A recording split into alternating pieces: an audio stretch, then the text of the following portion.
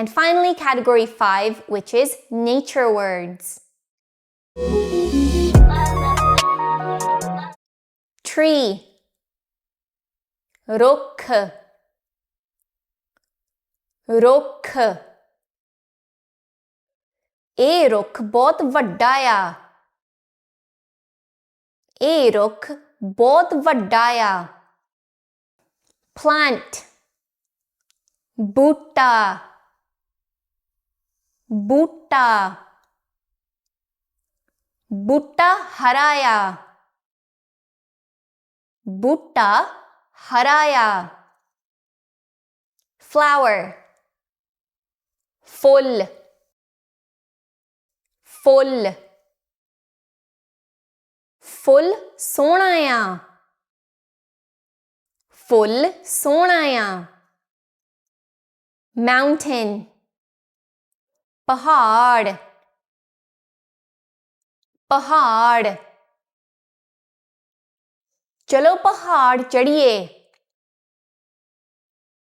ਚਲੋ ਪਹਾੜ ਚੜ੍ਹੀਏ। Soil, ਮਿੱਟੀ, ਮਿੱਟੀ। ਮਿੱਟੀ ਗਿੱਲੀ ਆ।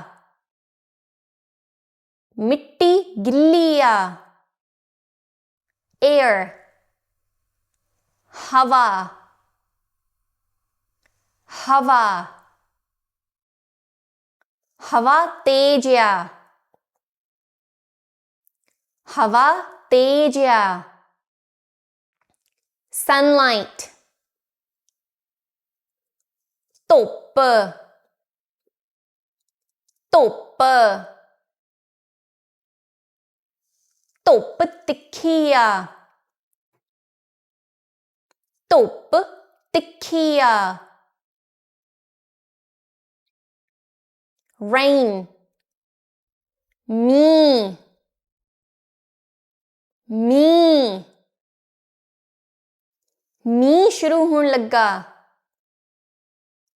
ਮੀਂਹ ਸ਼ੁਰੂ ਹੋਣ ਲੱਗਾ।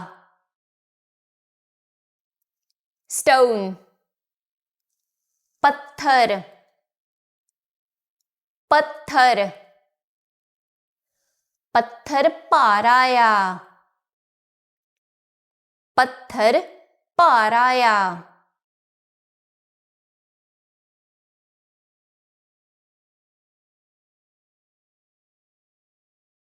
And that's it. 50 Punjabi words you can start using straight away.